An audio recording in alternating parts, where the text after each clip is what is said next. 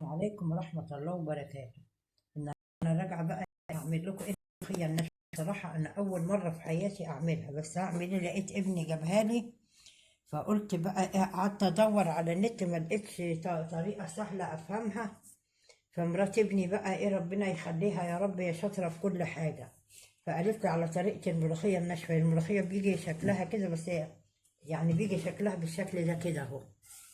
بس أنا بقى قعدت أنقي فيها لما إيه طلعت درة كده، وبعدين في المصفى بقى كده بقوم ايه عاملاهم بقى كده في المصفى، اصفيها لحد ايه الحبه الخشنين دول برضه اهو.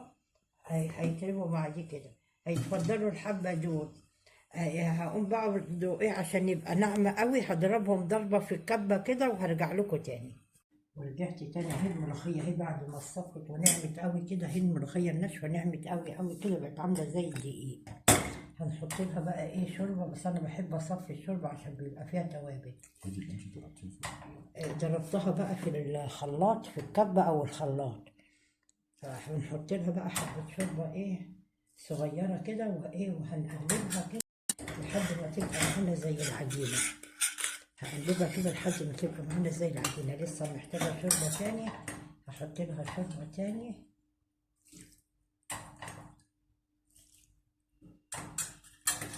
وأقلب برضه لحد ما تبقى زي العجينة خالص. لسه ايه،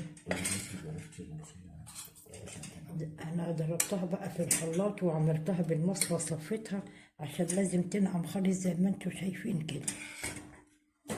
لسه برضه ايه عايزة شوربة تانية، افضل احط لها شوربة لحد ما تبقى عاملة معايا ايه زي العجينة كده اهو. ايه كده برضه لحد ايه ما تبقى ايه عجينة كده، وهنسيبها بقى ايه شوية بقى كده، كأنها ايه بتخمر، يعني تخمر حبة كده لحد ما تبص تلاقوها ايه شكلها بقى عامل زي الملوخية العادية اهي كده اهو.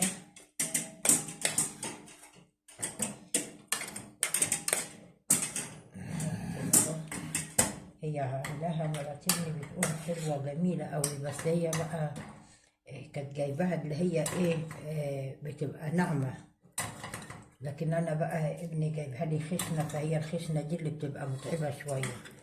يعني في ملوخية ناشفة بس بتبقى ناعمة، معبينها في اكياس ناعمة بتبقى نضيفة اهي كده بقى. بص بقت كده اهي طرية وحلوة كده اهي زي ما انتوا شايفين. هنسيبها بقى بتاع ربع ساعة نص ساعة وهرجع لكم تاني. ورجعت لكم اهو بقى الملوخية كده اهي حلوة اهي بقت حلوة. هنحط لها بقى ايه، نكون عندنا بقى ايه نعصر لها يا اما 3 قطيات صلصة، يا اما ايه يكون عندنا صلصة معصرة نحط لها معلقتين صلصة معصرة بالبصل. انا عندي بقى صلصة معصرة بالبصل، فحطيت لها معلقتين اهو صلصة معصرة بالبصل اهو. انا كنت شايلاهم حبة كده امبارح، يعني اهو حبة كده صلصة معصرة بالبصل بس حطيتهم كده. هنحط بقى عليها الشوربة بقى وايه، وهنقلبها عادي بقى زي ايه زي الملوخية العادية. هنحط لها بقى الشوربة وهنقلبها عادي بقى. خليكم معايا كده.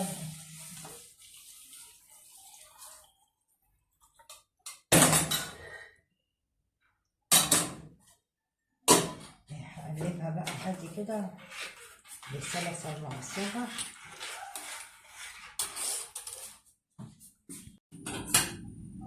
هنا هرجع قلت اول ما قلبتها اهي بقى كده اهي بقت كده اهي حلوه اهي.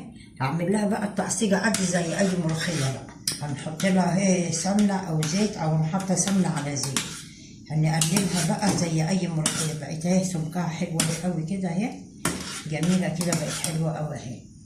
فدي اسهل طريقه يعني للايه للملوخيه الناشفه. هقللها بقى التومه كده استنى السمنه بس، حط معلقة سمنة ومعلقة زيت. فهنقلي بقى التومة كده ونحط الكزبرة زي ما بنعمل ايه بقى الملوخية عادي بقى.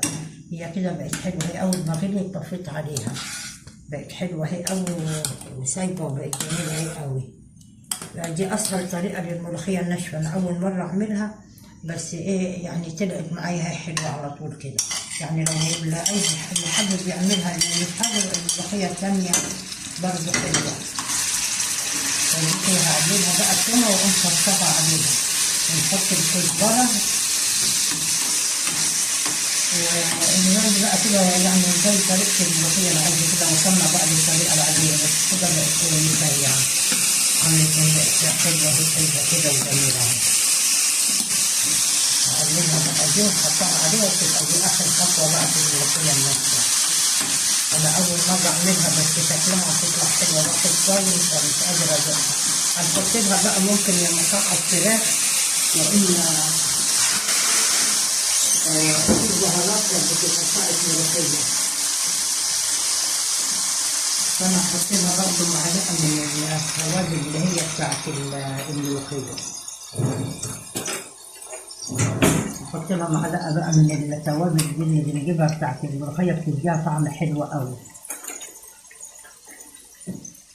ونقلبها بيها كده. يا إما مكعب فراخ اللي ما عندوش التوابل ديت، مكعب فراخ بتبقى حلوة أوي. هنقلب بقى التومة كده ونحطها عليها وتبقى خلصت الملوخية على كده. دي أسهل طريقة بقى أنا لقيتها للملوخية الناشفة. حلوة يعني، ابني بيقول لي جميلة أوي، مرات ابني بتعملها الملوخية الناشفة دي على طول. هي ليها خطوات في الأول صعبة إنها تتصفى، بس هما بيجيبوها إيه ملوخية ناعمة، يعني الأكل الملوخية الناشفة يجيبها الناعمة ما يجيبهاش الكتة.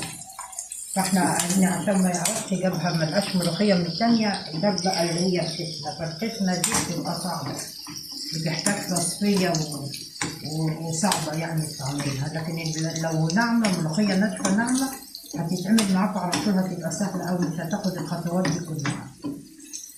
بس وكده اهو التوم اهو بيتقلى على طول.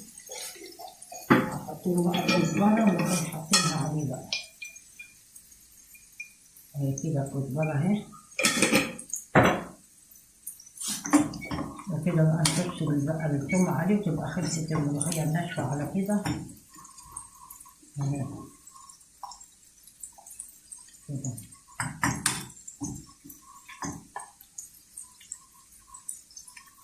وبكده نكون ايه عملنا الملوخية الناشفة بأسهل طريقة اهي. هنحطها بقى كده اهي كده اهي، بس وكده تبقى خلصت الملوخية الناشفة واتعملت كده اهي بأسهل طريقة اهي، حلوة اهي أوي جميلة. وأقول لكم شكرا للي متابعيني، لسه آخر حلاوة ولا بتسقط بقى ولا أي حاجة، هي جميلة. وأقول لكم شكرا لكل اللي متابعيني، وربنا يخليكم يا رب ويديكم الصحة والعافية، ورمضان كريم عليكم يا رب.